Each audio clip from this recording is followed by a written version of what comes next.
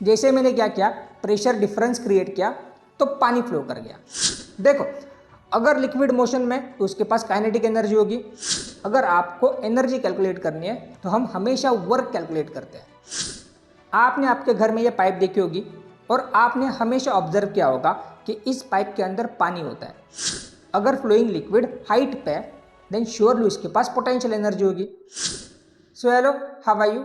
I am your physics teacher Snehal sir and today we are going to see a new topic from this chapter and that is total energy of a flowing liquid. So आज हम flowing liquid के total energy की बात करेंगे। सो ठीक है, start हो class. तो देखो, फ्लोइंग लिक्विड के पास टोटल 3 टाइप की एनर्जी होती है, kinetic energy, potential energy and pressure energy. अब काइनेटिक एनर्जी क्यों? तो देखो, सीधी सी बात है, अगर लिक्विड मोशन में then we all know that the energy related to motion is called as a kinetic energy. मतलब अगर कोई भी ऑब्जेक्ट मोशन में होता है तो उसके पास काइनेटिक एनर्जी होती है। सो अगर लिक्विड मोशन में देन श्योरली उसके पास काइनेटिक एनर्जी होगी एंड इट इज 1/2 mv²। लेकिन अगर लिक्विड मोशन में है तभी उसके पास काइनेटिक एनर्जी होगी। अगर लिक्विड रेस्ट में तो उसके पास काइनेटिक एनर्जी नहीं होगी। अब अगर हमें यहाँ पर kinetic energy per unit volume चाहिए तो हम बस इस इक्वेशन को v से डिवाइड कर देंगे, दैट इज वॉल्यूम से। सो हमें मिलेगी kinetic energy per unit volume. So 1/2 mv² divided by v। देखो, यहां पर यह 2 बार भी आ रहा है, इसलिए हमने इस v को थोड़े अलग तरीके से डिनोट किया है। अब we know that mass upon volume ये होता है density. So kinetic energy per unit volume होगी 1/2 rho v², where rho is equal to mass upon volume. और अगर हमें यहाँ पर kinetic energy per unit mass चाहिए तो हम बस इस इक्वेशन को m से डिवाइड कर देंगे, दैट इज मास से। सो हमें kinetic energy per unit mass कितनी मिलेगी? So 1/2 mv² divided by m।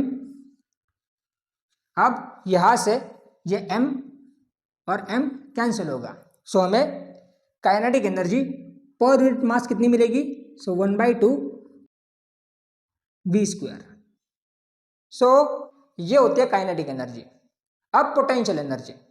अब अगर फ्लोइंग लिक्विड हाइट पे then we all know that the energy related to height is called as a potential energy.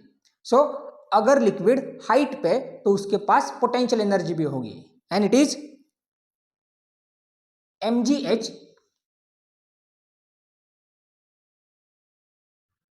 और अगर हमें यहां पर potential energy per unit volume चाहिए तो हम बस इस इक्वेशन को v से डिवाइड कर देंगे। सो हमें मिलेगी potential energy per unit volume. So mgh divided by v। और मास अपॉन वॉल्यूम ये होती है density. So potential energy per unit volume होगी रो जी एच। एंड अगर हमें यहां पर potential energy per unit mass चाहिए तो हम बस इस इक्वेशन को मास से डिवाइड कर देंगे। सो हमें इक्वेशन मिलेगा पोटेंशियल एनर्जी पर यूनिट मास के लिए। सो mgh डिवाइडेड बाय m। अब देखो, यहां से ये m और m कैंसिल होगा। सो हमें potential energy per unit mass मिलेगी बस gh। सो ये होगी potential energy per unit volume and potential energy per unit mass. हमेशा याद रखो, अगर फ्लोइंग लिक्विड हाइट पे देन श्योरली उसके पास पोटेंशियल एनर्जी होगी because the energy related to height is called as a potential energy. So अगर flowing liquid height पे देन श्योरली उसके पास पोटेंशियल एनर्जी होगी। देखो, अगर लिक्विड मोशन में तो उसके पास काइनेटिक एनर्जी होगी because the energy related to motion is called as a kinetic energy. So अगर लिक्विड मोशन में देन श्योरली उसके पास काइनेटिक एनर्जी होगी। एंड अगर फ्लोइंग लिक्विड हाइट पे देन श्योरली उसके पास पोटेंशियल एनर्जी होगी। सो ये तो हो गई kinetic energy and potential energy. और एक टाइप की एनर्जी फ्लोइंग लिक्विड के पास होती है and that is pressure energy. क्योंकि देखो लिक्विड तभी फ्लो करता है जब प्रेशर डिफरेंस क्रिएट होता है। फॉर एग्जाम्पल, आपने आपके घर में ये पाइप देखी होगी और आपने हमेशा ऑब्जर्व किया होगा कि इस पाइप के अंदर पानी होता है। अब ऐसा क्यों? तो देखो इस पाइप के दोनों एंड्स पर सेम प्रेशर लग रहा होता है and that is atmospheric pressure. So same pressure की वजह से पानी फ्लो नहीं करता और लिक्विड फ्लो करने के लिए प्रेशर डिफरेंस होना जरूरी होता है। सो अगर मैं यहाँ पर अब प्रेशर डिफरेंस क्रिएट करता हूँ तो देखो इस पाइप में से पानी फ्लो कर जाएगा। देखो मैं क्या कर रहा हूं, बस यहां पर प्रेशर डिफरेंस क्रिएट कर रहा हूं। जैसे मैंने क्या किया, प्रेशर डिफरेंस क्रिएट किया तो पानी फ्लो कर गया। सो देखो और एक टाइप की एनर्जी फ्लोइंग लिक्विड के पास होती है and that is pressure energy. Liquid तभी फ्लो करता है जब प्रेशर डिफरेंस क्रिएट होता है। और ये प्रेशर एनर्जी हम कैलकुलेट कैसे करते हैं? तो देखो pressure energy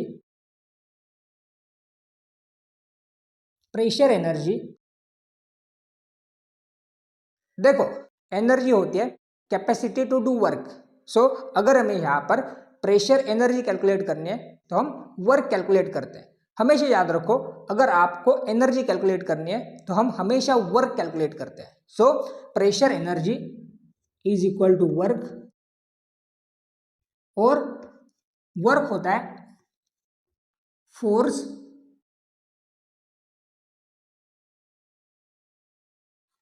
into displacement.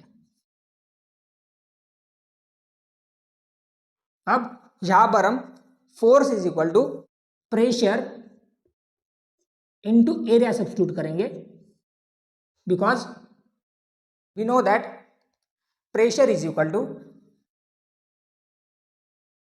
Force upon area. So अगर हम इस फोर्स को सब्जेक्ट बनाते हैं दैट इज एरिया, जो फोर्स को डिवाइड है यहां पर ट्रांसफर करके प्रेशर को मल्टीप्लाई कर देंगे, सो हमें फोर्स इज इक्वल टू मिलेगा pressure into area. So pressure into area into displacement x. अब यहां पर हम एरिया इनटू एक्स के लिए वॉल्यूम सब्स्टिट्यूट कर सकते हैं। सो प्रेशर एनर्जी होगी pressure into volume. So pressure energy होगी pressure energy is equal to pressure into volume. और अगर हमें यहां पर pressure energy per unit volume चाहिए तो हम बस इस इक्वेशन को V से डिवाइड कर देंगे। सो PV डिवाइडेड बाय V। अब यहां से ये V और V कैंसिल होगा, सो हमें मिलेगा बस प्रेशर। और अगर हमें यहां पर pressure energy per unit mass चाहिए तो हम बस इस इक्वेशन को मास से डिवाइड कर देंगे। सो PV डिवाइडेड बाय M। सो ये होती है pressure energy per unit volume and pressure energy per unit मास। देखो यहां पर हम मास अपॉन वॉल्यूम के लिए डेंसिटी भी सब्स्टिट्यूट कर सकते हैं। मतलब ये इक्वेशन होगा pressure divided by density, so P by rho. देखो यहां पर हमने क्या किया, तो वॉल्यूम डिवाइडेड बाय मास के लिए 1 बाय रो सब्स्टिट्यूट किया बिकॉज रो होता है mass upon volume. So volume upon mass होगा 1 बाय रो।